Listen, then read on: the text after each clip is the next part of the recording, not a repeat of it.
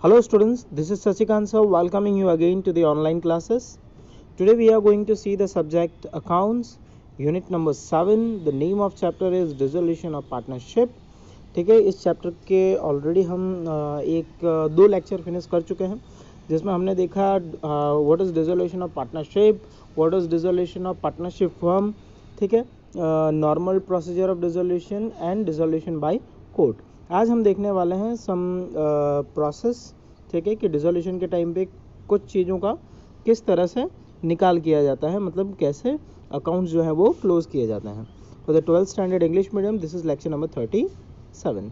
Okay, so without wasting any time let's move. देखिए, legal and other provisions for accounting settlement of dissolution. देखो ये chapter ना almost अगर देखा जाए मेरी तरफ से तो 80% थ्योरी का है, ठीक है, और 20% जो है इसमें से जनरल एंट्रीज पूछी जाती है. तो ध्यान देना, चैप्टर बहुत ही इंपॉर्टेंट है. 9 मार्क्स का वेटेज रखता है ये chapter.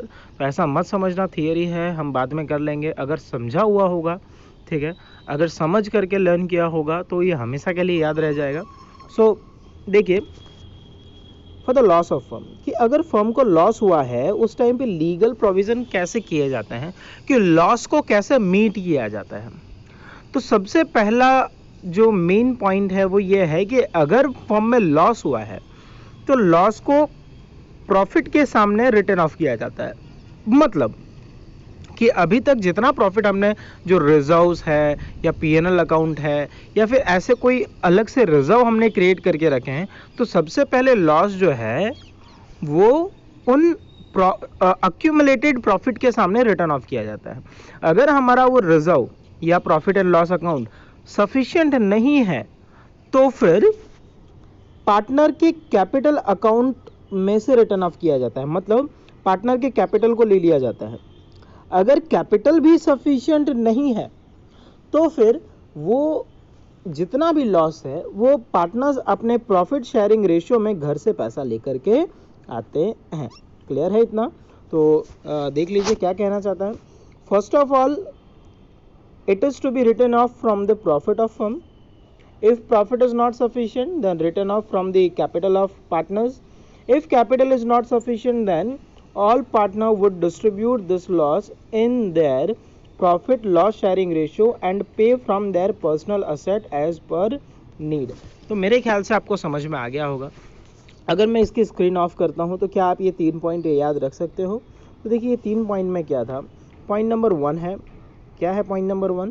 So it is return of from the profit. पहले तो हम कहाँ से रिटर्न ऑफ करने वाले हैं? प्रॉफिट में से. If profit is insufficient then capital.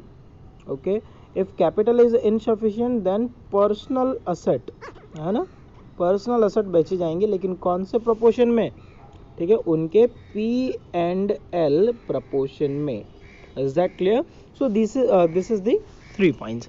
Exam में क्या पूछा जाएगा कि state the legal provision pertaining to the loss of firm. Is that clear? So legal provision for the loss of firm मेरे ख्याल से आपको क्लियर है. तो आज का इस टॉपिक का क्वेश्चन क्या हुआ आपका? आज का क्वेश्चन होगा write down the legal provision for the loss of firm. ठीक है, बाद में क्वेश्चन नहीं मिलने वाले हैं तो ध्यान से सुनते जाना. अगला, liabilities of firm and personal liabilities of partner. कि फर्म की लायबिलिटी और पर्सनल लायबिलिटी पार्टनर की. तो देखो, जो थर्ड पार्टी लायबिलिटी है उसे कहेंगे हम लायबिलिटी ऑफ फर्म, ठीक है, और जो पार्टनर्स की लायबिलिटी है उसे हम कहेंगे लायबिलिटीज ऑफ पार्टनर.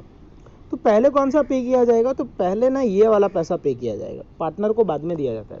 पार्टनर को पैसा हमेशा लास्ट में दिया जाएगा. So which liability is paid first? So answer क्या है? Third party liability. Which one? Third party liability. Third party liability मतलब बिजनेस को, मतलब बिजनेस ने जो बाहर से पैसे लिए हुए हैं या बाहर से जो गुड्स क्रेडिट में लिया था, पहले उनको पेमेंट पूरा करना है. तो रीड कर लेते हैं. The liabilities of partner is unlimited. दस for dues toward third party liability are responsible individually and collectively. As per legal provision, assets of the firm are used to discharge the liabilities of the firm and the personal asset of partners are used to discharge their personal liabilities. Since the liability of a partner is unlimited, after making the payment to the personal liability from the personal asset, surplus can be used to pay the liabilities of the firm. क्या कहना चाहते हैं? कहना ये चाहते हैं कि partner की लायबिलिटी कैसी है, तो पार्टनर की लायबिलिटी जो है वो अनलिमिटेड है, इसलिए उसको हम लास्ट में पैसा देते हैं, पहले हम थर्ड पार्टी को पैसा देंगे, ठीक है। और थर्ड पार्टी को पेमेंट देने के लिए अगर पैसा कम पड़ता है तो पार्टनर के पर्सनल असेट को सेल किया जाएगा और उस सेलिंग से जो भी पैसा आएगा उससे हम थर्ड पार्टी लायबिलिटी पे करेंगे। ओके, सो आगे चलते हैं। तो इससे क्या क्वेश्चन, इस टॉपिक से क्या क्वेश्चन निकलते हैं? पहला ये question, which liabilities are paid first, so third party liability.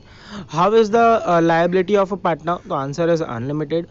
Third question ये भी बन सकता है कि personal asset can be use for to dispose of the liabilities of third party, तो आंसर इज यस, ठीक है। तो इस टाइप के बहुत सारे क्वेश्चन बनते हैं। अगला, पार्टनर्स लोन टू फर्म। देखो, पार्टनर्स लोन टू फर्म, अगर पार्टनर ने लोन दिया है तो कैसे पे करेंगे? तो पार्टनर के लोन का पैसा देने से पहले थर्ड पार्टी लायबिलिटी पे करनी है, थर्ड पार्टी लायबिलिटी पे करने के बाद में पार्टनर का लोन पे करना है। अगर दो से ज़्यादा पार्टनर ने पैसा दिया हुआ है तो प्रपोर्शनेटली लोन की अमाउंट वापस दी जाती है, ठीक है। तो ध्यान रखना, पहले थर्ड पार्टी लायबिलिटी, उसके बाद पार्टनर की loan. So at the time of dissolution first of all the dissolution expense are paid. हाँ, सबसे पहले ना डिसोल्यूशन एक्सपेंस पे करते हैं, that is not a liability. देखो, फर्म को बंद करने के लिए, बिजनेस को बंद करने के लिए ना एक अकाउंटेंट बुलाना पड़ता है, उसके लिए बहुत सारे खर्चे होते हैं, तो सबसे पहले वो डिसोल्यूशन एक्सपेंस पे किया जाता है। And then the liabilities of the firm are paid from the realisation of asset of the firm, then from the surplus loan of partner is redeemed, ठीक है। ध्यान रखना, सबसे पहले क्या पे करते हैं? पहले पे करते हैं डिसोल्यूशन एक्सपेंस, उसके बाद थर्ड पार्टी लायबिलिटी, उसके बाद पैसा बचा हो तो लोन, उसके बाद पैसा बचा हो तो बांट लेते हैं, ठीक है। लेकिन अगर मान लो कि लायबिलिटी पे करने के लिए फर्म जो बैलेंस है इनसफिशिएंट है, if after making payment to the firm's liability the available surplus is insufficient to return back loan of more than one partner and nothing can be recovered from the partner, in this case the loan of this partner is redeemed in their loan proportion, ठीक है। मतलब कहने का मतलब यह है, दो से ज़्यादा पार्टनर ने अगर लोन दी है तो प्रपोर्शनेटली रिटर्न करेंगे, अगर पूरा पैसा नहीं है तो। अगर पैसा है तो बिंदास दे दो। लोन ऑफ पार्टनर्स वाइफ देख लेते हैं। तो लोन ऑफ पार्टनर्स वाइफ अगर आप देखते हो तो ध्यान ये देना है कि अगर वाइफ ने लोन खुद के पैसे से दिया है, मतलब पर्सनल वेल्थ ऑफ असेट से दिया है, तो उसको थर्ड पार्टी लायबिलिटी माना जाएगा। और अगर वाइफ ने, पार्टनर की वाइफ ने उसके हस्बैंड के पैसे लेकर के दिए हैं तो वो पार्टनर की लोन मानी जाएगी और थर्ड पार्टी लायबिलिटी पे करने के बाद पैसा दिया जाएगा। तो ध्यान रखना, if loan is provided by the partner's wife from the personal wealth of asset then it is to be treated as third party liability and it would be paid along with the third party liability. But if no clarification is given or if the loan is provided with the capital of husband, है ना, तो husband के पैसे अगर लेकर के दिए हैं तो after paying third party liability. देखिए, if wife of a partner has given a loan to the firm from personal fund, this loan will be treated as liability toward the third party and will be redeemed accordingly. If loan is given from the personal fund of her husband, then it will be treated as a loan of a partner. Clear है? अब देखते हैं liability of a partner. Liability of a partner कैसी है? liability limited या unlimited? एक one word में बोलो और काम खत्म करो। So liability of a partner is unlimited, that's all. चलते हैं आगे।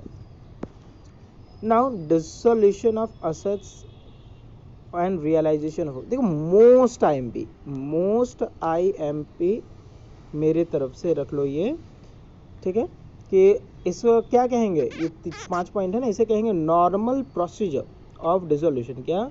Normal procedure of dissolution. कोई अगर पूछे कि explain the normal procedure of dissolution तो ये लिखना है।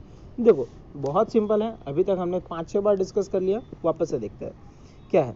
First of all dissolution expense are paid, सबसे पहले डिसोल्यूशन एक्सपेंस पे करते हैं। उसके बाद liability toward third party are paid, then loan of partner are paid, finally capital is redeemed. If surplus is there then that is to be distributed among partners in their profit sharing ratio. So this is called the normal procedure of dissolution or general procedure of dissolution. So ध्यान से करना, ये point जितना हो सके उतने अच्छे से लर्न कर लेना, ठीक है, तो कोई इश्यू ना आए.